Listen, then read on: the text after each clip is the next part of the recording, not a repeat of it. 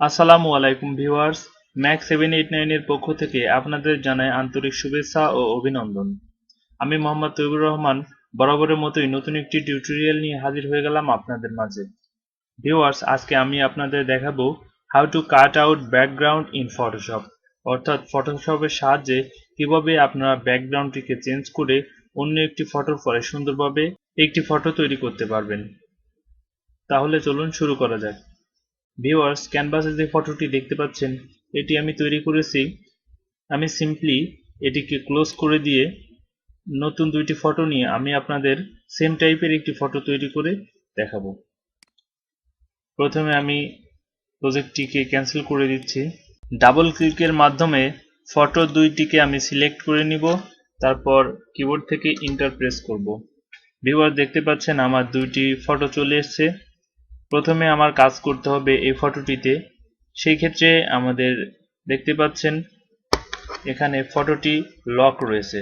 Viewer, দেখতে পাচ্ছেন ফটোটি লক করা রয়েছে, আমাদের আনলক করতে হবে। সেই ক্ষেত্রে লকের উপর মাউসের লেফট বাটন ডাবল প্রেস করুন, তারপর এখানে দেখতে পাচ্ছেন নিউ লেয়ার। ভিউয়ার্স, এইভাবে রেখেই ওকেতে প্রেস করুন। ভিউয়ার্স, এ পর্যায়ে আমাদের কাজ করতে হবে। এখানে দেখতে পাচ্ছেন বাম সাইডে লেফট বাটন ডাবল ক্লিক করুন এবং দেখতে পাচ্ছেন ব্লান্ডিং অপশন, ব্লান্ডিং ইফ, এখানে গ্রে দেওয়া আছে। ভিউয়ার্স, আমাদের ফটোর যে ব্যাকগ্রাউন্ডটি রয়েছে এর অপোজিট একটি কালার আমাদের চয়েস করতে হবে। সেই ক্ষেত্রে আমরা এখানে গ্রে রেখে দিব, দিস লেয়ার।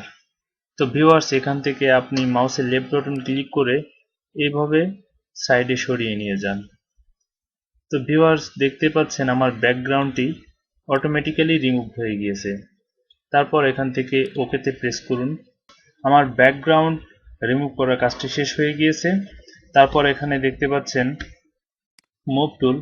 ভিউয়ার্স, আপনারা সবাই জানেন মুভ টুলের সাহায্যেই কোনো একটি ফটো অন্য স্থানে নিতে হয়। সেই ক্ষেত্রে মাউসের লেফট বাটন ক্লিক করে এভাবে নতুন ফটোটিতে আমরা রেখে দেব। তো ভিউয়ার্স, দেখুন এখানে আমার যে পর্যায়ে দরকার সে পর্যায়ে নাই। সেক্ষেত্রে আমরা কিবোর্ড থেকে কন্ট্রোল টি প্রেস করব। টি প্রেস করার পরে শিফট বাটন প্রেস করব কিবোর্ড থেকে, তারপর অ্যারো কি এর সাহায্যে এভাবে টেনে আমরা বড় করব।